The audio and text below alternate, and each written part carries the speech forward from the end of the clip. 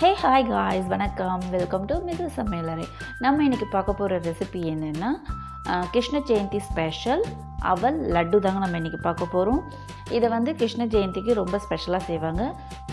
இந்த லட்டு நீங்கள் கிருஷ்ண ஜெயந்தி அன்றைக்கி மட்டும்தான் செய்யணும் அப்படின்லாம் கிடையாதுங்க. ஈவினிங் ஸ்நாக்ஸாக குழந்தைங்களுக்கு இதை செஞ்சு கொடுக்கலாங்க.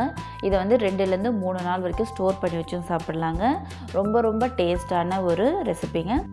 இந்த வீடியோ பார்க்கறதுக்கு முன்னாடி நம்ம சேனலுக்கு இப்போ தான் நீங்கள் ஃபஸ்ட் டைம் வரீங்கன்னா மறக்காமல் சப்ஸ்கிரைப் பண்ணிக்கோங்க. வாங்க இந்த லட்டு எப்படி பண்ணுறதுன்னு பார்க்கலாம். இந்த லட்டு பண்ணுறதுக்கு ஃபஸ்ட்டு ஒரு பேனை சூடுபடுத்திருக்கேங்க. அதில் 2 டேபிள் ஸ்பூன் நெய் சேர்த்துக்கலாம். நெய் நல்லா சூடாகட்டுங்க. நெய் நல்லா சூடானதுக்கப்புறமா ஒரு 15 முந்திரி பருப்பை நான் உடச்சி வச்சுருக்கேங்க. அதை சேர்த்துக்கலாம். சேர்த்துட்டு இது நல்லா வறுத்துக்கலாங்க. இது கூட நீங்கள் பாதாம், திராட்சை இதெல்லாம் வேணும்னாலும் சேர்த்துக்கலாம். ஆனால் நான் வெறும் முந்திரி மட்டும் தான் சேர்த்துருக்கேன். முந்திரி நல்லாவே வறுப்பட்டு இருக்குங்க.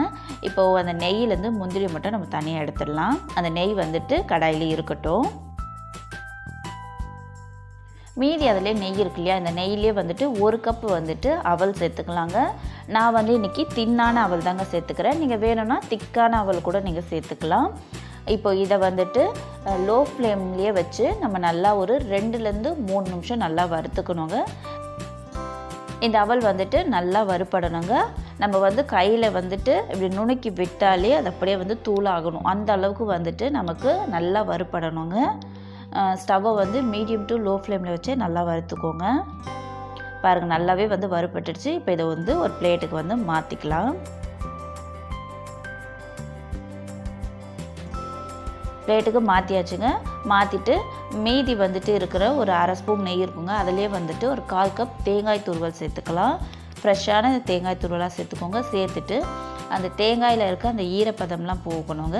போயிட்டு நல்லா இந்த தேங்காய் துருவலும் நல்லா வறுப்படணும். அப்போ தான் நம்ம ஒரு 2லேருந்து 3 நாள் வச்சுருந்தா கூட இந்த லட்டு கெட்டு போகாமல் இருக்கும். இந்த தேங்காய் துருவலும் நல்லா சூடு ஏறி வறுப்பட்டுடுச்சு. இப்போ அதையும் ஸ்டவ் ஆஃப் பண்ணிடலாம். அவல் நல்லாவே ஆறிடுச்சுங்க. இப்போ இதை நம்ம அரைச்சிக்கலாம். அதுக்கு ஒரு பெரிய மிக்ஸி ஜார் எடுத்துருக்கேங்க. அதில் இந்த அவலை சேர்த்துக்கலாம். ஃபஸ்ட்டு சேர்த்துட்டு இதை நம்ம நல்லா நைஸாக அரைக்கணும். ஆனால் அவல் ரவை பதத்துக்கு மட்டும்தாங்க அரைக்க முடியும். அதை விட நைஸாக அரைக்க முடியாது. முடிஞ்ச அளவுக்கு நீங்கள் இதை கொஞ்சம் நைஸாக வர மாதிரி அரைச்சிக்கோங்க. பாருங்கள், நல்லாவே அரைப்பட்டுடுச்சு. இப்போ இதை ஒரு தட்டுக்கு நம்ம மாற்றிக்கலாம்.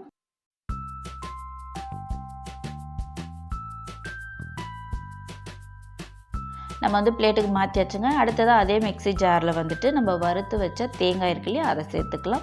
கூடவே இனிப்புக்காக நான் நாட்டு சக்கரை 3/4 கப் எடுத்திருக்கேங்க. எந்த கப்பில் அவல் நீங்கள் அளக்குறீங்களோ அதே கப்பிலே 3/4 கப் நாட்டு சக்கரை சேர்த்துக்கோங்க. சேர்த்துட்டு இதை பல்ஸ் மோடில் போட்டு எடுத்துக்கலாங்க. பாருங்கள், தேங்காயும் அந்த நாட்டு சக்கரையும் ஒன்று சேர்ந்து வந்துடுச்சுங்க. இப்போது நம்ம அரைச்சி வச்சுருக்க அவல் இருக்கு இல்லையா, அது கூட இந்த தேங்காயும் வெல்லமும் நம்ம சேர்த்து அரைச்சிலையும் அதையும் சேர்த்துக்கலாங்க. சேர்த்துட்டு கூடவே ஒரு 1/2 டீஸ்பூன் ஏலக்காய் பவுடரும் சேர்த்துக்கலாம். சேர்த்துட்டு இது எல்லாத்தையும் நம்ம ஒரு வாட்டி கலந்து கொடுத்துக்கலாம்.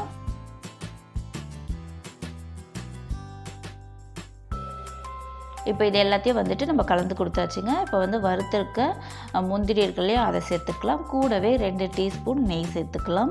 நெய் சேர்த்ததுக்கப்புறமா இது எல்லாத்தையும் நம்ம ஒரு வாட்டி மிக்ஸ் பண்ணி விட்டுக்கலாங்க. நம்ம எல்லாத்தையும் நல்லா மிக்ஸ் பண்ணணும். நம்ம மிக்ஸ் பண்ணும்போது தான் அந்த வெல்லம் கரைஞ்சி நமக்கு லட்டு பிடிக்க வரும். இப்போ மிக்ஸ் பண்ணிவிட்டு இந்த மாதிரி லட்டு பிடிச்சி பாருங்கள். உங்களுக்கு லட்டு பிடிக்க வரலை அப்படின்னா இன்னும் 1 டேபிள் ஸ்பூன் இல்லைனா 2 டீஸ்பூன் நெய் சேர்த்துக்கலாங்க. எனக்கு பிடிக்க வரலை, அதனால் 2 டீஸ்பூன் நெய் மட்டும் நான் சேர்த்துட்டு மறுபடியும் இதை ஒரு வாட்டி நான் நல்லா கலந்து கொடுத்துக்கிறேன். எல்லாத்தையும் நல்லாவே கலந்து கொடுத்தாச்சுங்க. கலந்து கொடுத்ததுக்கப்புறமா இப்போ நம்ம லட்டு பிடிக்க ஸ்டார்ட் பண்ணிக்கலாம். நல்லா கை நிறைய எடுத்துக்கோங்க. எடுத்து நல்லா அழுத்தி பிடிக்கணுங்க. ஏன்னா அவல் ரவை பதத்துக்கு மட்டும்தான் இது உடஞ்சிருக்கு இல்லையா, அதனால் இது நல்லா கை அழுத்தம் கொடுத்து நம்ம லட்டு பிடிச்சாதான் லட்டு பிடிக்க முடியும். இந்த மாதிரி நல்லா அழுத்தி பிடிச்சிக்கலாங்க. எனக்கு இந்த நெய்யே கரெக்டாக இருக்குது. பாருங்கள், லட்டு கரெக்டாகவே நமக்கு வந்துடுச்சு. இதே மாதிரி மீதி இருக்க மாவுலெல்லாம் நான் லட்டு பிடிச்சி எடுத்துக்கிறேன்.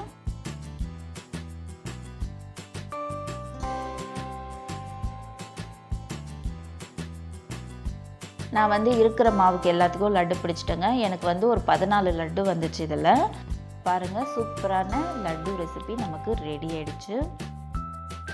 அவ்வளோதாங்க, அருமையான சுவையில் சூப்பரான போஹா லட்டு நமக்கு வந்து ரெடி ஆகிடுச்சு. இந்த வீடியோ உங்களுக்கு பிடிச்சிருக்கும்னு நினைக்கிறேன். பிடிச்சிருந்தால் மறக்காமல் நம்ம சேனலை சப்ஸ்கிரைப் பண்ணிக்கோங்க. கூட வர பெல் பட்டனை கிளிக் பண்ணிக்கோங்க. லைக் பண்ணுங்கள், ஷேர் பண்ணுங்கள், கமெண்ட் பண்ணுங்கள். தேங்க்ஸ் ஃபார் வாட்சிங்.